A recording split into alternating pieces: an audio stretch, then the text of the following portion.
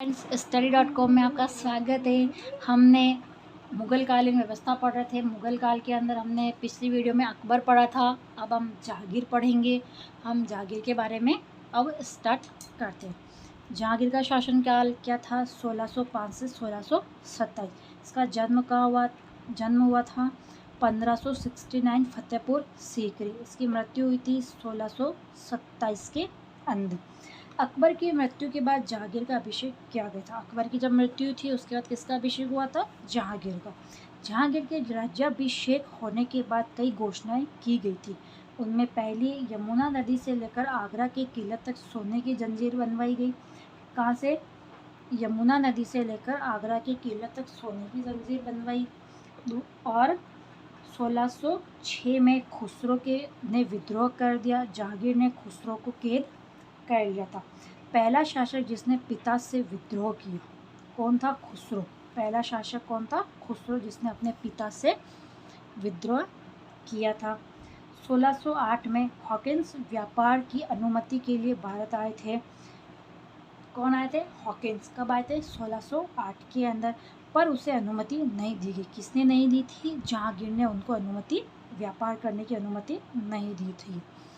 फिर 1615 में सर टॉमर रो भारत आया।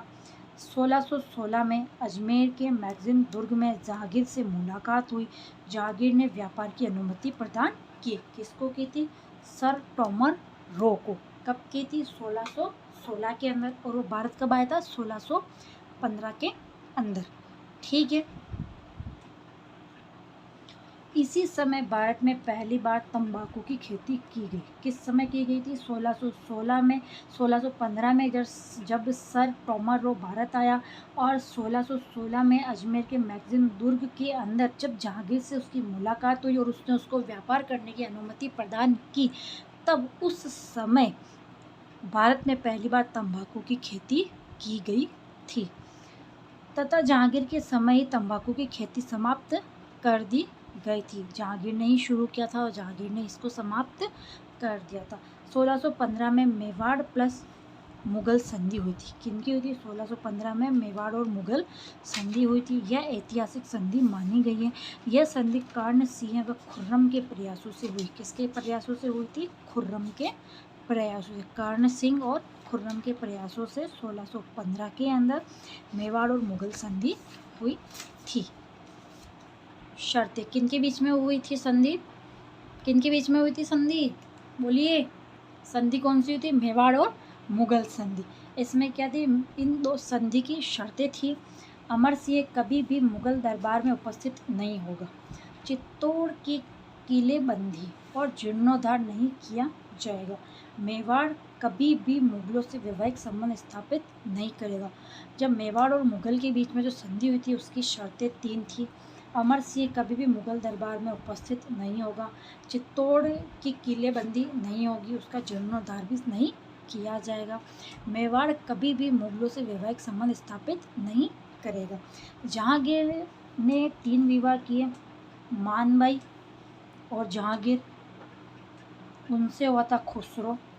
जगत गोसाई और जहांगीर, उससे उसकी संतान थी खुर्रम।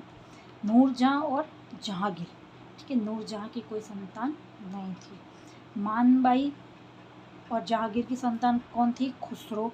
जगत गोसाई और जहांगीर की संतान का क्या नाम था? खुर्रम। ठीक है। जहांगीर ने नूरजहां से विवाह करने के बाद नूरजहां ने राज्य पर अधिकार कर लिया तथा नूरजहां गुट बनाया। अब हम पढ़ेंगे नूरजहां गुट के बारे में। नूरजहां गुट 1611 से 1622। इसका मूल नाम था मेहरू निशा। नूरजहां की माता का नाम था अस्मत बेगम। इन्होंने ही सबसे पहले इत्र का आविष्कार किया था। किसका आविष्कार किया था? इत्र का। गुलाब से इत्र किसने बनाया था? नूरजहां की माता अस्मत बेगम ने। पिता क्या नाम था? ग्यास बेग। भाई था आसफ खां और दामाद था शहरयार था। प्रारंभ में खुर्रम भी इसी गुट में शामिल था, परंतु नूरजहां से विवाद होने के कारण गुट से अलग हो गया था। नूरजहां ने अपने नाम के सिक्के चलाए, जिसे नूरजहानी सिक्के कहते हैं। नूरजहां ने झरोखा दर्शन प्रारंभ किया। क्या किया? नूरजहाँ ने झरोखा दर्शन प्रारंभ किया था। 1622 में खुर्रम ने विद्रोह किया। खुर्रम को संरक्षण प्रदान किया गया। 1626 में खुर्रम ने जहांगीर से माफ़ी मांग ली और 1627 में जहांगीर की मृत्यु हो गई थी। अब है जहांगीर कालीन स्थापत्य कला। अकबर का मकबरा सिकंदरा आगरा में है। निर्माण कार्य अकबर के समय प्रारंभ किया गया और पूर्ण निर्माण कब हुआ? जहांगीर। गुंबद विहीन पहली इमारत, इसमें गुंबद नहीं बने हुए। औरंगजेब के समय जाट नेता राजा राम ने औरंगजेब का विद्रोह करते हुए अकबर की अस्थियों को जला दिया। औरंगजेब के शासनकाल के समय जो नेता था, जाट नेता, क्या नाम था उसका? राजा राम ने औरंगजेब का विद्रोह करते हुए अकबर की अस्थियों को जला दिया था। अब दूसरा पढ़ेंगे हम इसकी स्थापत्य कला के अंदर, एतमाद-उद-दौला का मकबरा। एतमाद-उद-दौला का मकबरा नूरजहाँ ने अपने पिता गियास बेग की याद में बनवाया था। क्या बनाया था? एतमाद-उद-दौला का मकबरा, जो आगरा में स्थित है। किसने बनाया है? नूरजहाँ ने अपने पिता की याद में। इस मकबरे पेत्रा ड्यूरा पद्धति यानी इटालियन पद्धति का प्रयोग किया गया। इस मकबरे को आभूषण बक्सा कहते हैं। सबसे महंगी पद्धति का प्रयोग इस मकबरे में किया गया। संगमरमर से बनी पूर्णतः पहली इमारत है। क्या है? संगमरमर से बनी हुई पूर्णतः पहली इमारत कौन सी है? एतमाद-उद-दौला का मकबरा। इसे ताजमहल का पूर्वगामी कहते हैं। लॉर्ड बैटिंग ने इस मकबरे को क्षति पहुंचाई, इसलिए इसे मकबरे का शत्रु कहते हैं। किसे कहते हैं? लॉर्ड बैटिंग को मकबरे का शत्रु कहा जाता है। लॉर्ड कर्जन ने इस मकबरे का जीर्णोद्धार किया, इसलिए इस मकबरे को लॉर्ड कर्जन का उद्धारक कहते हैं। शत्रु किसे कहते हैं? लॉर्ड बैटिंग को शत्रु कहते हैं और उद्धारक किसको कहते हैं? लॉर्ड कर्जन को उसका उद्धारक कहा जाता है। अगला है दौलत बाग। दौलत बाग कहाँ है? अजमेर में। यहाँ अस्मत बेगम द्वारा गुलाब से इत्र का निर्माण किया गया। कहाँ किया गया? दौलत बाग के अंदर। नूरजहाँ ने एक पूरा महल अपनी माँ अस्मत बेगम को दे दिया। अस्मत बेगम वहीं रहती थी, गुलाब की खुशबू सूंघती थी। फिर इतने सारे गुलाब देखे उसने, तो उसको लगा कि इन गुलाबों का कुछ किया जाए, तो उसने क्या किया? गुलाब से इत्र का निर्माण किया था। अगला है शालीमार बाग, जो का है कश्मीर में। यह बाग झेलम नदी के किनारे लगाया गया। अब है जहांगीर कालीन चित्रकला।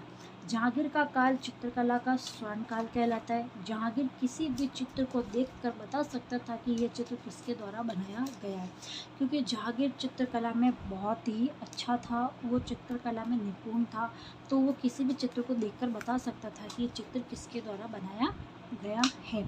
जहांगीर के समय प्रसिद्ध चित्रकार थे अकारिज, उस्ताद मंसूर, तिशनदार, फर्रुख बेग, मनोहर, मोहम्मद नादिर, दौलत खां और अबुल हसन। जहांगीर ने अकारिज को चित्रकला विभाग का अध्यक्ष बनाया। उस्ताद मंसूर ने के नासिर उल मंसूर की उपाधि दी।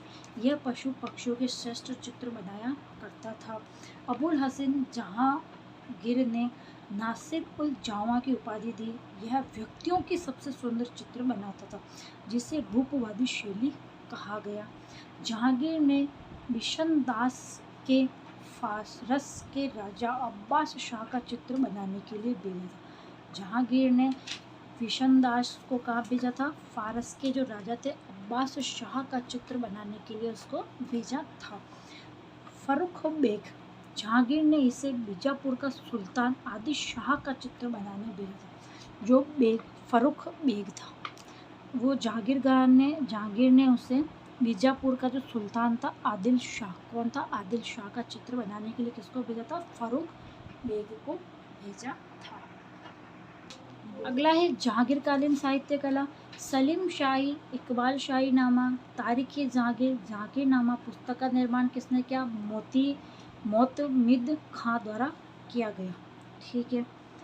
जहांगीरनामा की शुरुआत स्वयं जहांगीर द्वारा की गई। इसको पूर्ण मोहतमिद खां द्वारा किया गया। जहांगीरनामा की शुरुआत किसने की? स्वयं जहांगीर ने की थी। और इसको पूर्ण किसके द्वारा किया गया? मोहतमिद खां के द्वारा किया गया था। हमने मुग़ल काल में बाबर, हुमायूं, अकबर और जहांगीर पढ़े हैं। अब हम पढ़ेंगे अगला, कल शाहजहाँ के बारे में पढ़ेंगे। तो प्लीज़ इस वीडियो को आप लाइक और चैनल को सब्सक्राइब ज़रूर कीजिए और अपने ज़्यादा से ज़्यादा अपने फ्रेंड्स के साथ शेयर ज़रूर कीजिए। Okay, thank you.